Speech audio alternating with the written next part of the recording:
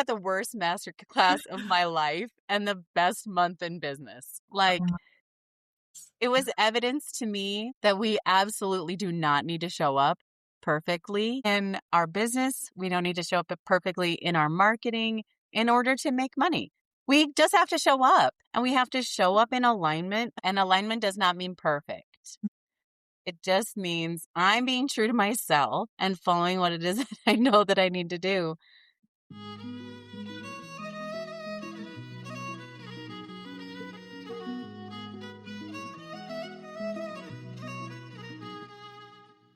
Welcome to the Feminine Alchemy podcast, where we explore the truth about the feminine, the peaceful, the wild, and the visceral. I'm your host, J.N. Behringer, joined by my co-hosts, Julie Dean Richards and Kaylee Rose. Each week, we explore the deep mysteries of the feminine and help listeners apply them to their daily lives in a practical way. Join us to unlock the hidden wisdoms your soul has been waiting for.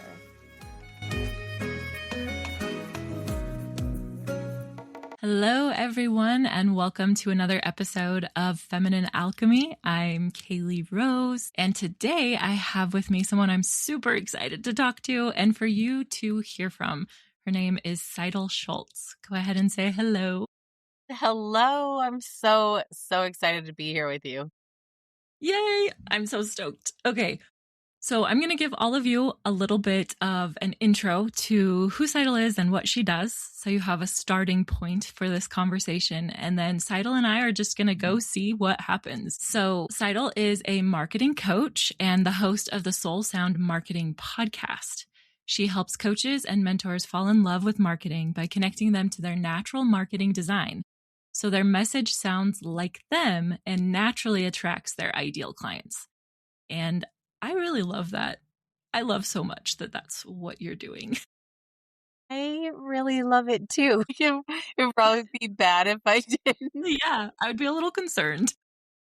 You know, we are doing our business because we feel called to do it, and we can't help ourselves. I mean, honestly, we would not be doing this otherwise, because it is definitely a very growing experience, you know?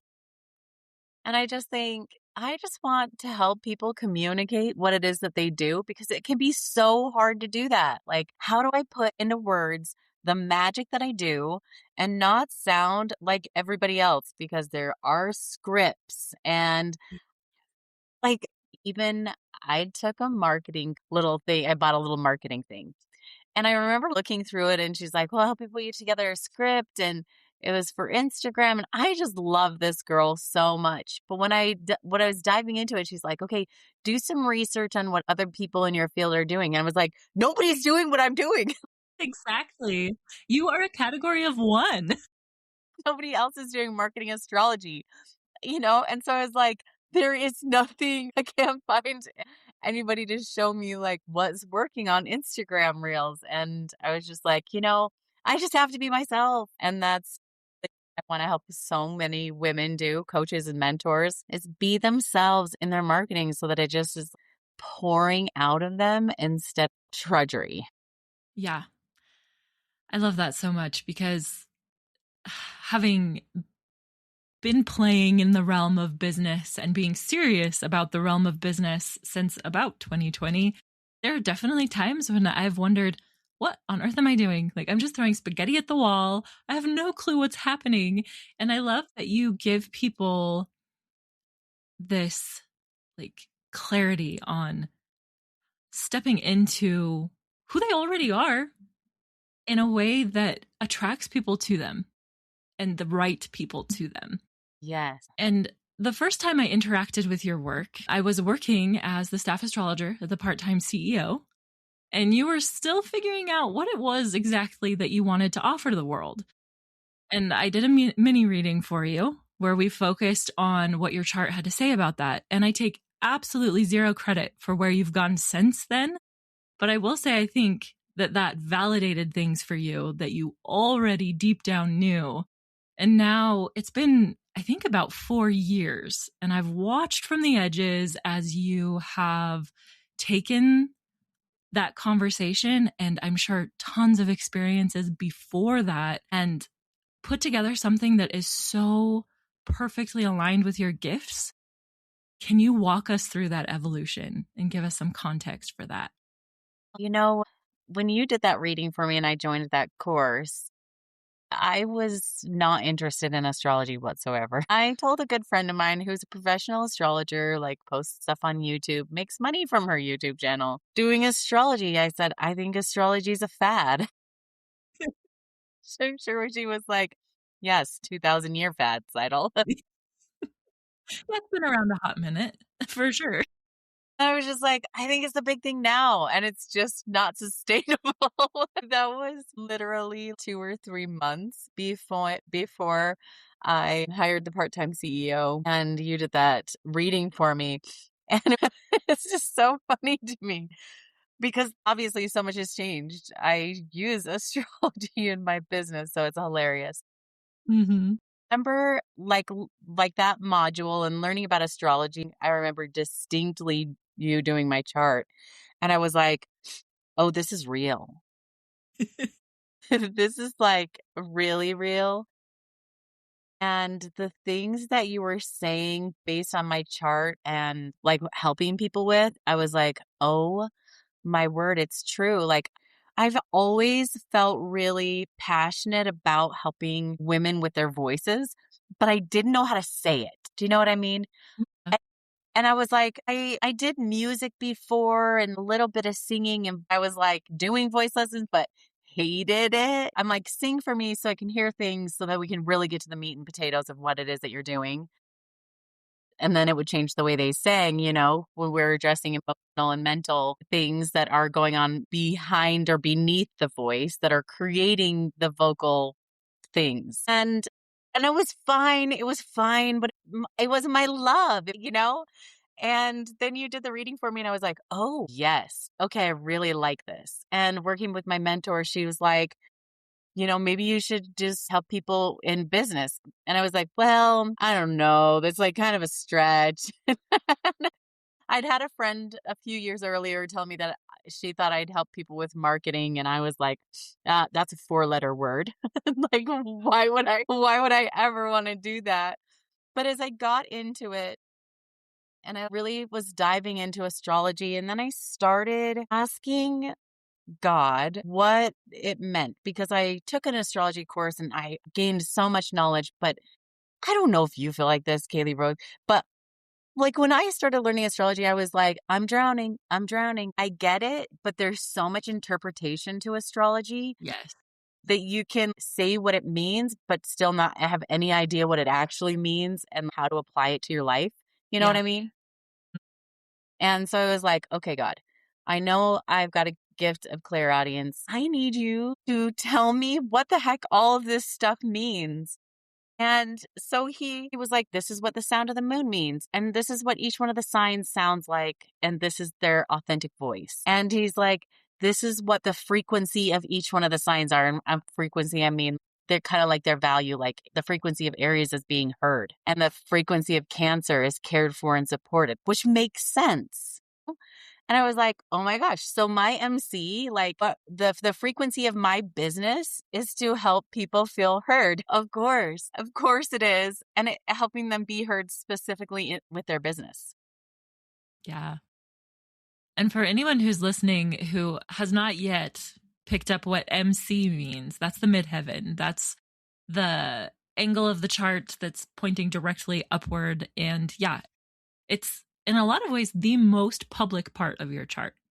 Yes. And so, Seidel, you help people really show up in that public sphere from a space that's very authentic.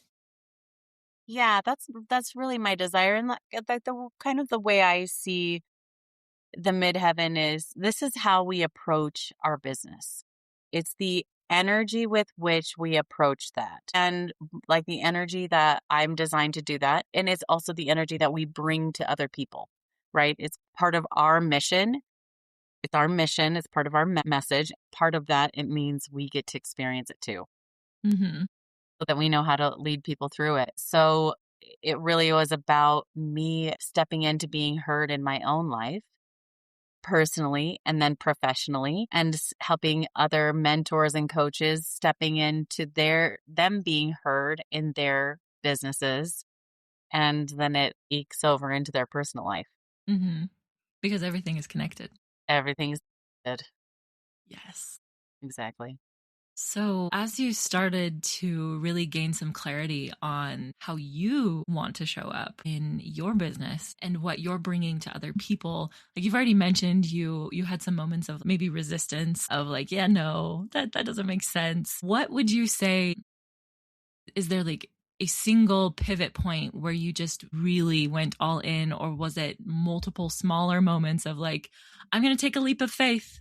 I'm going to trust that this crazy thing is actually not that crazy. And could you describe that for us?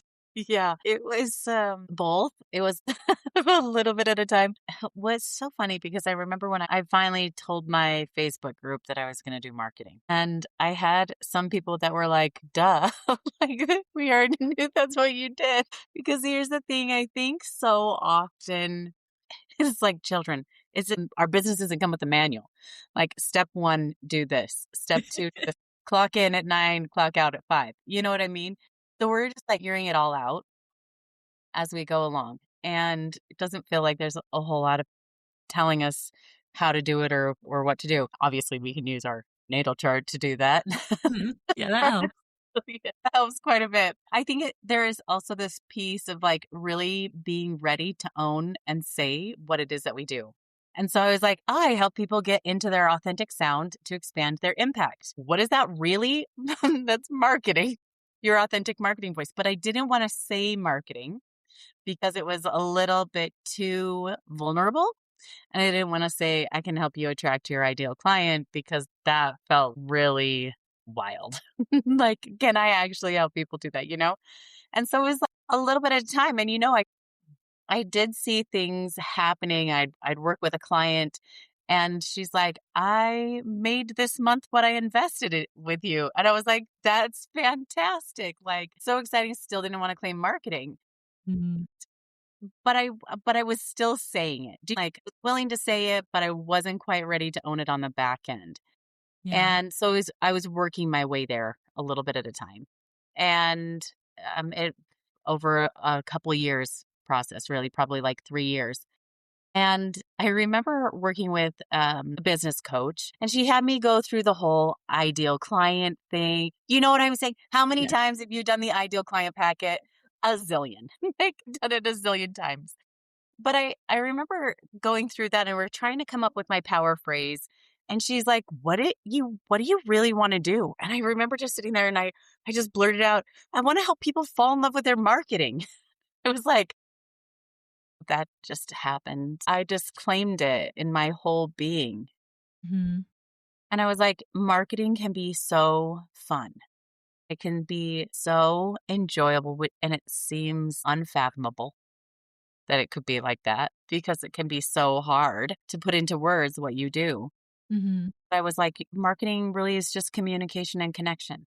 We're communicating with our audience, we're connecting with our audience. And if my desire, my like really heart's desire is to help people just overflow and the marketing just pours out of them, which is absolutely possible. And when that's happening, clients are signing. I love that you framed it that way, the communication and connection, because then it does kind of make marketing not seem like this big scary thing. Yes, exactly. Just a natural outflow, like a natural expansion, if you will, of just how you're showing up. Exactly. I know coaches and mentors, they love showing up in their sessions. They love serving their clients. Like it feels so good. And then they go to talk about what they do and they're like, I don't know what to say.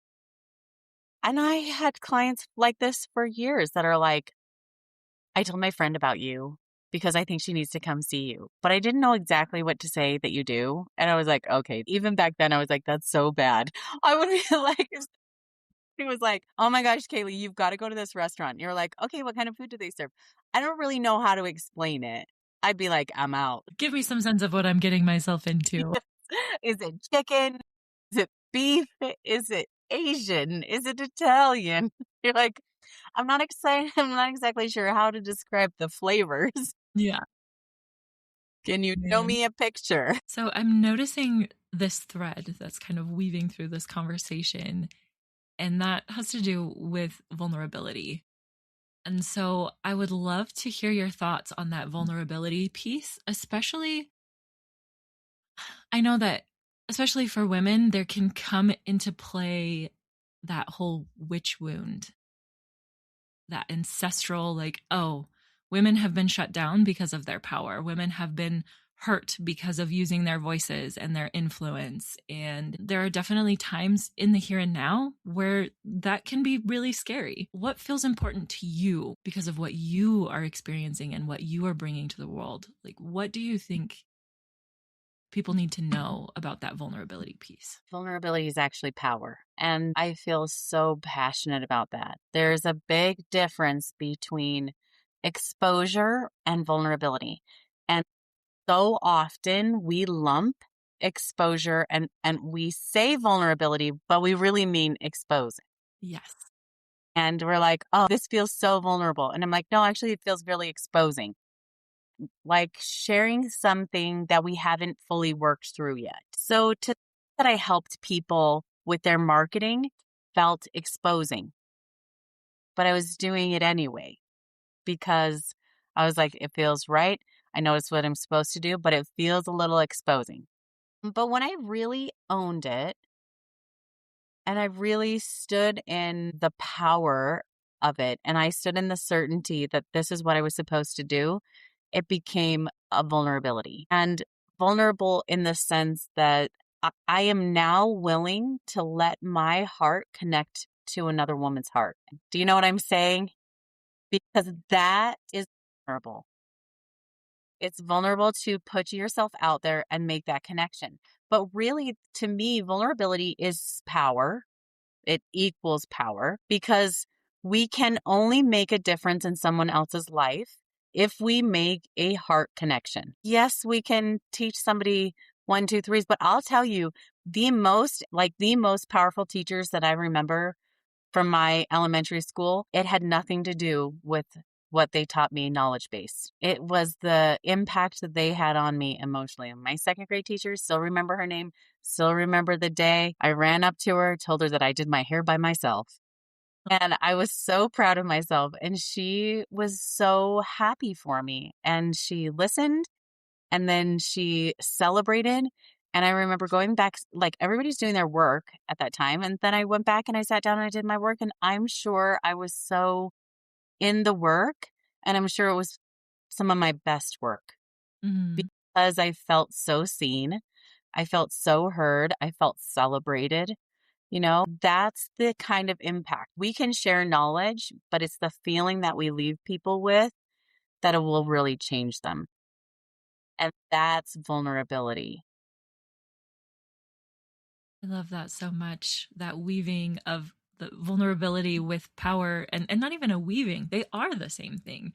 Even if you think about Scorpio themes and house themes and Pluto themes, there is that element of power and vulnerability because they are the same thing. And that distinction between vulnerability and exposure, like that was a light bulb for me because it's like, oh yeah, the times that I disappear after being visible, it's because I felt exposed, not because I felt vulnerable. Nobody likes to be exposed, I don't think. Not truly. Well, I think that I'll say it like this, there's a time and a place Mm. and there's people to do it with. You Yeah. need to have exposure. And that's what your clients are coming to you for. They're coming to you in a space of exposure and they're sharing the parts of themselves that they might not have shared with anybody else, or they might have only shared with a few people, but haven't known how to get through it. It's like walking outside or being naked isn't bad. Walking around downtown naked, that's bad.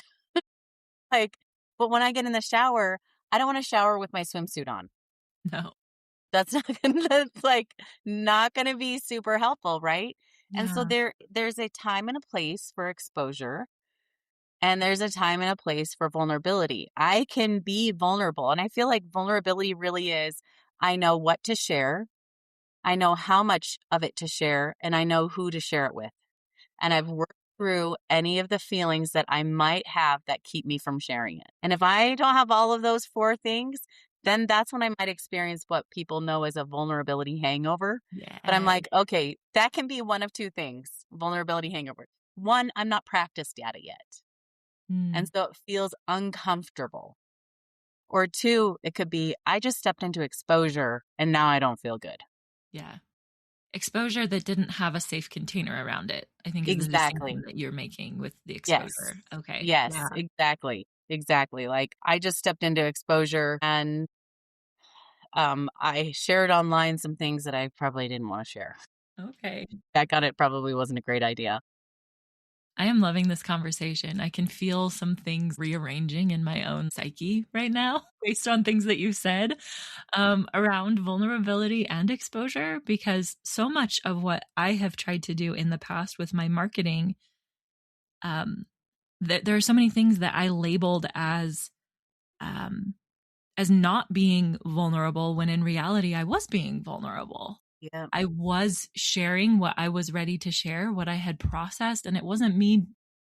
I think I've kind of held this belief about myself that like, oh, I'm hard to get to know. I keep things kind of hidden. That Scorpio rising in me, just like I'm not easy to get to know, but I can talk to people about really deep, really personal subjects if I've processed enough around them. And I've labeled that as, well, you're not actually being vulnerable. You're just being like safe, quote unquote safe. But in reality, I actually have been being vulnerable. I've been avoiding exposure without that safe container around it. Yes. That's huge. Thank you for that. Yeah. Really huge. And I think so often we don't want to share because vulnerability, it's the soft, squishy parts of us. Mm-hmm. True, and we think that in our marketing, we have to stay mind level, right? And polished. And I'm telling you, polish doesn't sell. It doesn't. Emotion sells. People buy from emotion. And I think that was labeled for a long time as a really bad thing. But it's not, because our heart is meant to guide us. Our mind is meant to support us. So when we market from that space, we're making an emotional connection with our audience. And we're saying, I get you. I have been exactly where you're at. I have tried writing my ideal client 1.5 million times. And then I realized, oh my gosh, she's sitting there right there in my chart. I tried writing my power phrase. I ignored my power phrase for years and years because I didn't know what to say. And then when I said to my mentor, I just want to help coaches and mentors fall in love with marketing. I looked at my chart and I was like, oh, it's right there. It actually says marketing right there. Like, what the heck is happening right now? And, as I went further on, it's like, so I can help them attract their ideal clients. I can see that in my chart too. It's just two very specific placements. And I'm like, oh, like everything, right? There's the answer that you've been like Yeah, stumbling there. around. But and then it takes the willingness to share my heart and not just be feely, because I think that sometimes people mix up the difference between emotional and heart centered. Okay. Yeah. Makes sense to you? Yeah. It's almost like the difference between like performing the emotion or performing the connection versus actually embodying it. I have watched people perform the emotion to manage connection. And I remember sitting in an audience watching it happen, and I was like, I would like to throw up right now. I'm sure I'm not alone. And Yeah. maybe I could see it because this was what I'm supposed to do. And so it was like obvious to me. Do you know what I mean? I'm just like, wait a second. The light just switched off and now all of a sudden they're not crying and everything. It just felt so practiced. And Mm, it felt very performance based, like what you would do on a stage, acting. And I don't know. I feel like I could say so many things because this is what really good actors do. They embody the character instead of performing the character. yeah. And so we're like really embodying what we're doing. And then we're really sharing what we're doing from our heart instead of trying to perform what we do from an emotional base. I wonder if, I think for me, performing that comes from a space of like, oh, I have to get it right. I have to do it right. And then people will come to me. But that's not actually how it works. That's not how magnetism works. That's not how the kind of marketing that you are talking about really works. I just want to say, no, it's not. I have to tell you, last month I gave the worst masterclass of my life, hands down.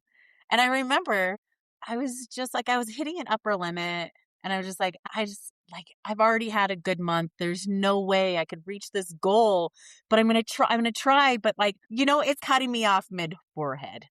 And so like, I'm going to try to reach this goal, but there's just no way. And so I'm like, okay, I have to do a master class because that's my thing. It's a free master class every month. And so I went to, don't do this. I went to ChatGPT, just so you know, don't ever do this. I went to ChatGPT and I was like, I need you to write me a master class. I have no idea what to do it on. Don't do that either. And then I was like, can you just put something together for me? I swear I was awake when I read it. And I swear I was awake the day before the master class when I reviewed the whole master after my assistant had put the slides together. And then when I was presenting the masterclass and there were people live on the call, I was like, I'm awake. What is this? I was like, this is the worst. Like this slide says basically the same thing that said last slide and 2 slides before that. Oh no. Like, I mean, it was, I wish it was like, they changed a word or 2 here. That's about it. Everything else was the same. I remember presenting the master class and I was laughing like this while I was presenting it because I'm like, I can't believe I've done this. I have done this. I have sealed my fate. Nothing is going to happen. I'm laughing because I'm like, there's no way a single person is going to book a discovery call after this class. 20 minutes after the class ended, I got a discovery call. We met and she paid in full and I hit my highest month in business that I've ever had. And I was like, what just happened? I just had the worst master class of my life and the best month in business. Like, My goodness. it was evidence to me that we absolutely do not need to show up perfectly in our business. We don't need to show up perfectly in our marketing in order to make money. We just have to show up and we have to show up in alignment. Don't even have to be awake the whole time. We have to be aligned, and alignment does not mean perfect. Yeah. It just means I'm being true to myself and following what it is that I know that I need to do, even with imperfecity. That's not a word, but you know what I'm saying. Yes, I know what you're saying. I'm just going to make up words. I love that so much. And I think that what you just said also outlines this idea that has been just percolating in the back of my head with the emergence and just explosion of AI is that you can use AI or you cannot use AI. But either way, if you don't also bring the human element, it's going to fall flat. It's not AI that's going to make or break you. It's you in your humanness that makes or breaks you. And because like you used AI and you didn't even necessarily use it as a tool, you just kind of threw it at everybody. But you came up, sorry, that's probably a terrible way to phrase that. But like from how you described it, it's like, okay, here's this AI. Maybe it was slop. Maybe it wasn't. I don't know what it was, but I'm showing up real as myself to this. And that is what spoke to people. You know what? I really appreciate that because I think that's exactly what happened. Like, I remember reading the slide and I was like, wow, this is really bad. I need to just like really fill in the blanks here. And I remember filling in the blanks. I'm like, hey, let's talk about what this slide was really supposed to say. I mean, I didn't say that. Like, next slide. And then I just start laughing out loud because I couldn't believe what I'd done. And I'm like, okay, let's talk about what this slide should really have said. And, you're right. It was just really me showing up as me in the imperfect. And AI is fantastic, but not from scratch. Because the people, if they wanted AI, they just Google and they'd pull up ChatGPT. They don't want ChatGPT. They want you. Yeah. So Seidel Schultz, solemnly swear never to write a masterclass from scratch with ChatGPT. I will start it. Chat can edit it. Yes. And that's the thing too about AI is that it's only as good as what gets put into it to begin with. And if you come to AI with your humanity and with your ideas and with your passion and your whatever it is that you bring, it's going to create better than it would if you're just like, hey, give me this thing that I need. Hey, would you come up with a masterclass idea for me? You know what I do, so just put something together. And the thing too that I just keep thinking as we're talking, so I was reading a post somewhere. All good stories start like that, by the way. I was reading a post. Reading a post. I saw a reel one time, but I was reading this post and I read in the comments and they were like, I am so sick of all these posts that I can totally see that people are using ChatGPT. And I was like, yes, because again, it's the difference between really good words and really good feelings. Like, we can learn our mathematics, but that teacher made an impression not because of the specifics that she taught me, but because of the feeling she left me with. Yeah. And it's the combination of the two that really creates wisdom. Yes. Because we can't have wisdom without knowledge. Mm-hmm. But we can't have wisdom without feeling either. That's a powerful distinction right there. So now that we've had this really fun story and lots of laughing, My fave. I'm trying to decide what direction I want to take this next question. You and I have talked outside of this podcast episode a little bit about Pallas and you having a special relationship with her. And I'm curious if there's anything about Pallas that you'd love to talk about right now, or if that's something that you're like, oh, that's a little too close right now. I love Pallas so much. In fact, my ChatGPT and I's nickname, I don't think I told you this when we talked. So Pallas is based on Athena, Mm-hmm. the story of Athena. So I went to ChatGPT and I was like, listen, my Pallas is sitting in my 10th house. Obviously, I'm Athena, goddess the goddess of wisdom. Yeah. I was like, okay, chat, who in the history with mythology had something to do with Athena that I can give you a nickname for? We came up with Nike, was the goddess of strategy. So it's like, okay, you can help me with the strategy. I got the wisdom. But one of the things that I love so much about this is because where Pallas is at in our chart really shows where our natural wisdom is. Are we going to learn things about it? Absolutely. Do I still need to take business course?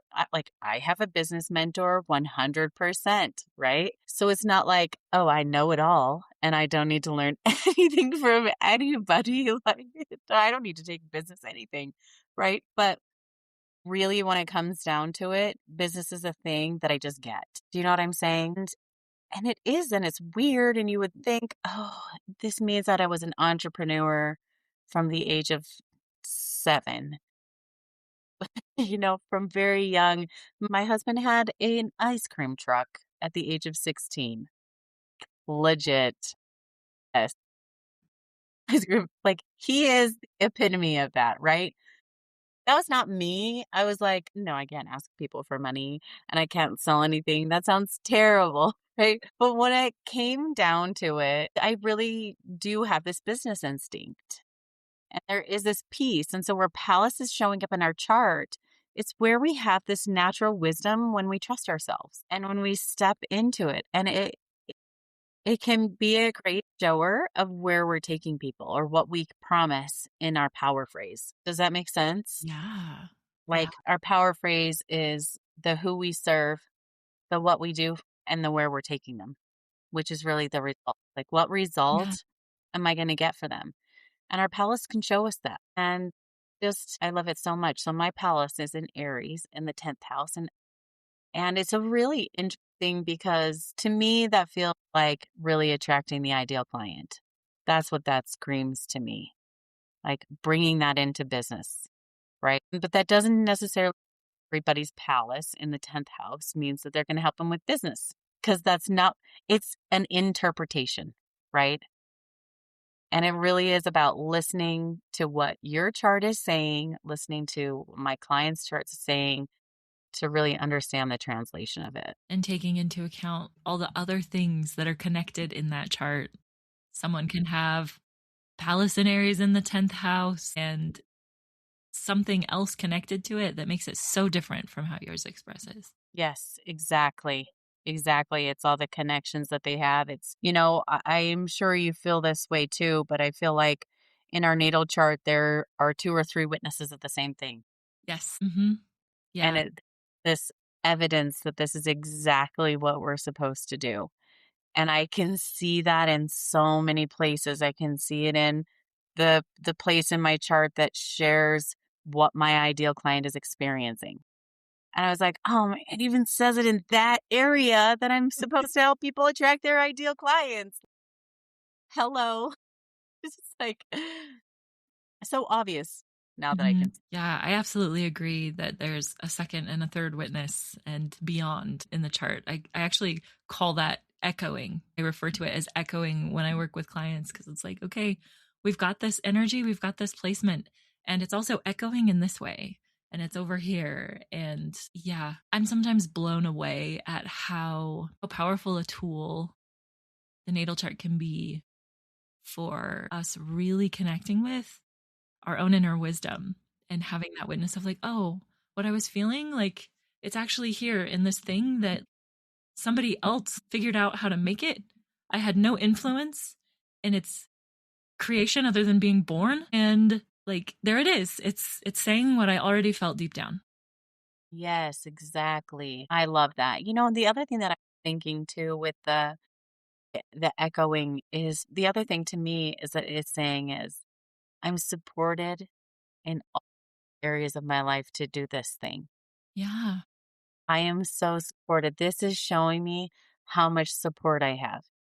My Venus is showing me how much support. My Chiron is showing me just how much support I have in showing up in my business.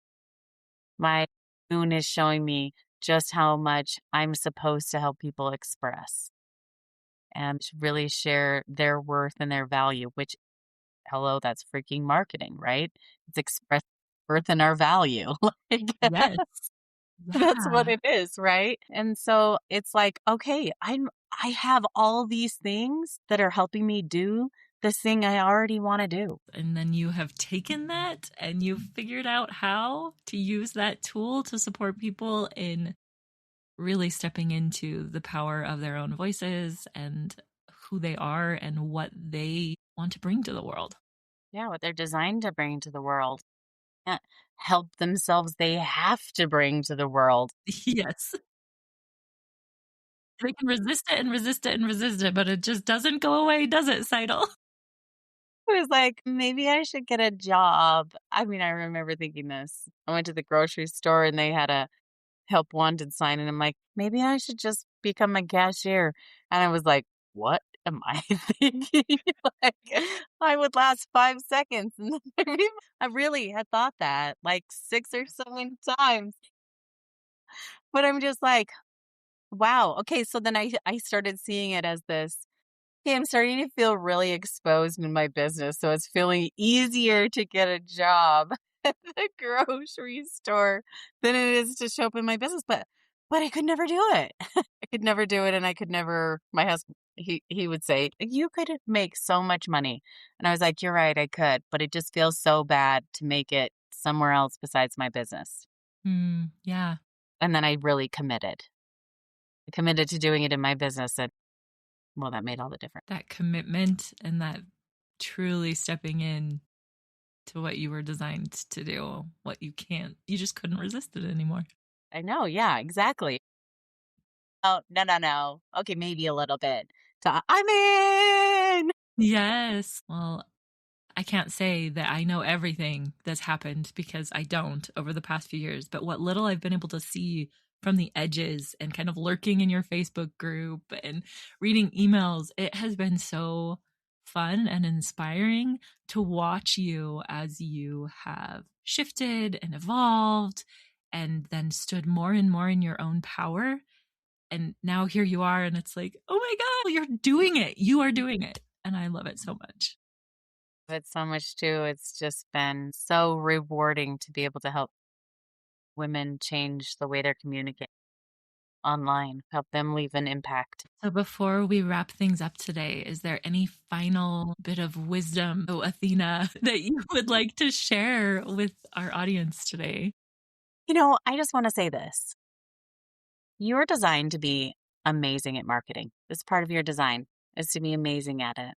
Just as amazing as you are at showing up in the sessions. And it's you. I'm sitting here trying to figure out, like, wait, is that directed at me or is that directed at everybody? Yes. And yes.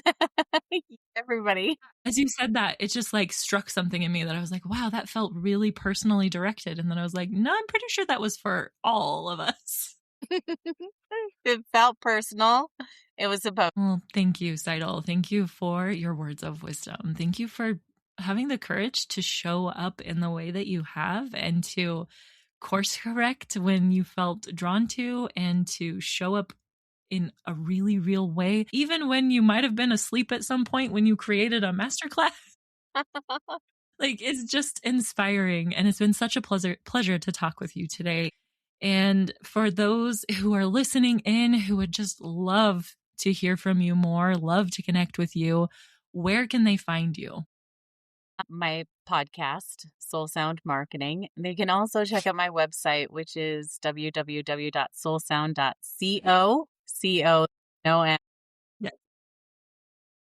I always have a free product on there, and it's always rotating because I just love it. Like I said earlier, constantly doing a free masterclass every month, and it's just my joy. So I'm sure whenever you hear this podcast, there will be a free masterclass coming up. Wonderful. And we'll make sure to get those links in the show notes so that those are easily accessible for those of you who are listening in. Thank you again, Seidel. This was so much fun. We'll hear you all. No, you will all hear us next time. Goodbye, everyone.